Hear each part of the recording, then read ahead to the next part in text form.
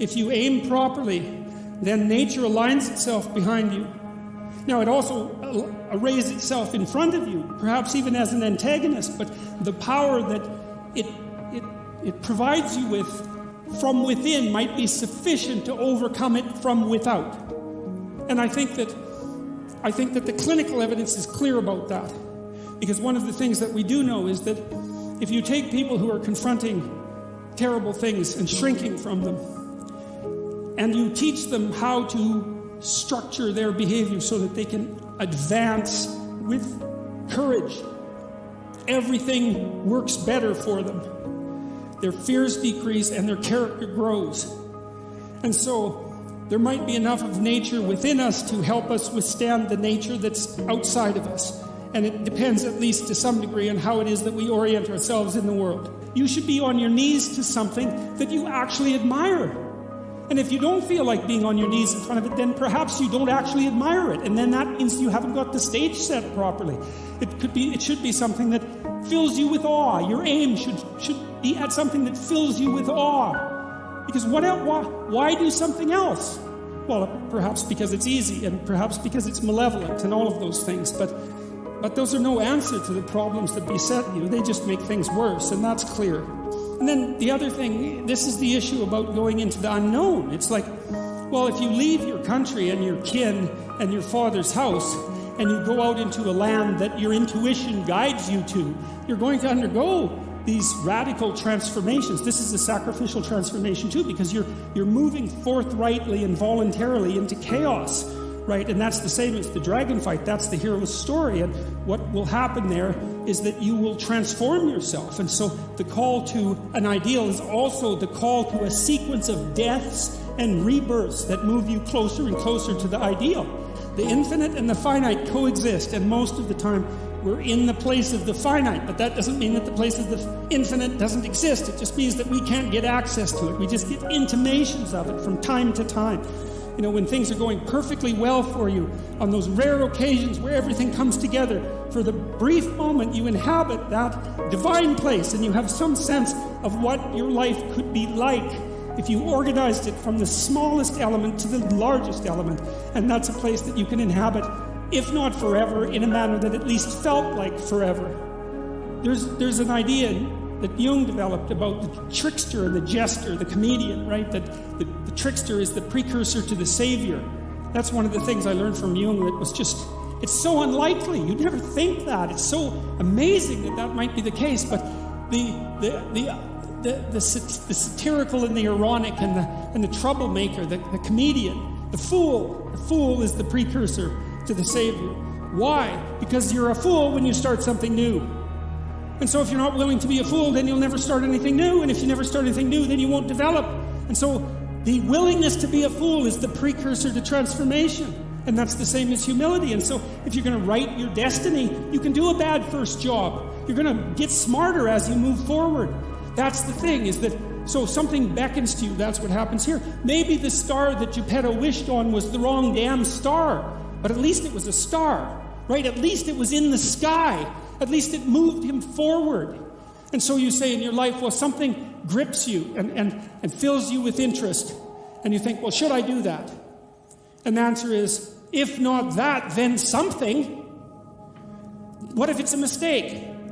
It's a mistake. Rest assured. What do you know? You're going to stumble around, right? And what's going to happen is this. You're going to move, you're going to not stay in stasis. You're not going to wander around in circles. And I see people like that. They said, well, I never knew what to do, and now I'm 40. It's like, that's not so good. That's not so good. And you might say, well, and there is a literature, too, that suggests that people are a lot more unhappy when they look back on their lives about the things they didn't do than they are about the mistakes they made while they were doing things. And so that's really worth thinking about, too, because there's redemptive mistakes. And a redemptive mistake would be a mistake that you make when you go out and try to do something. And you say, okay, I'm going to try to do this. And you're not good at it. You make a bunch of mistakes. It's like, what's the consequence if you pay attention? You're not quite so stupid anymore. That's the thing, is you've been informed by the results of your errors. And so what happens is you follow the beacon, you follow the light. And you're blind, so you don't know where the light is. It's dimly apprehended only, and you're afraid to follow it. But you decide to take some stumbling steps towards it. And as you take stumbling steps towards it, you become illuminated and enlightened and informed because of the nature of your experience, because you're pushing yourself beyond where you are, and you're going into the country that you have not yet been in, and you learn something. And so what happens then is the star moves. You move 10 feet towards it and you think, no, that's not right. I didn't get it right. It isn't there. It's actually there.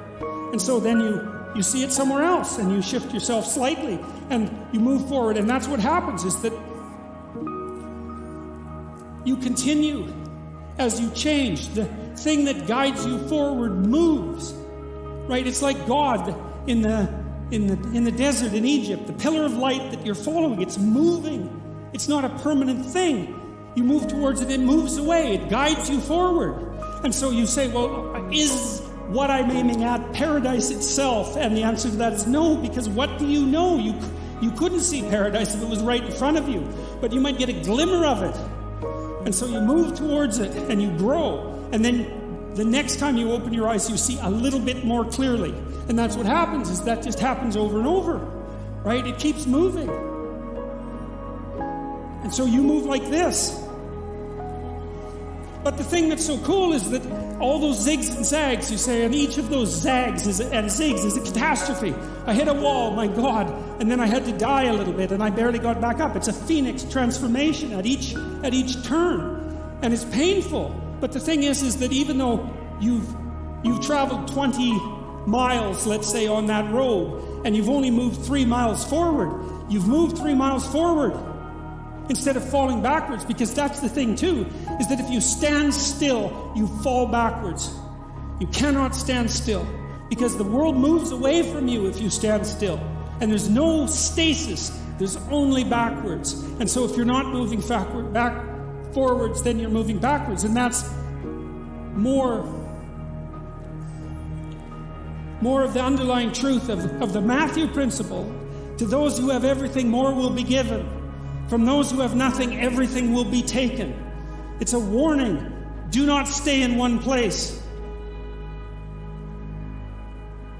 Well, as you zig and zag, maybe the cataclysm of each transformation starts to lessen. There's not so much of you that has to die with every mistake. And maybe you end up oriented at least reasonably properly. And if you were sensible, that would have been your trip, but it wasn't, right? It's that, and perhaps it's a lot worse than that. Perhaps there's no shortage of backtracking, but it doesn't matter, because as you stumble forward, you illuminate and inform yourself. And perhaps that's partly because the world is made of information, and if you encounter it and tangle with it, then it informs you, and then you become informed, and then you're information, and then you're ready.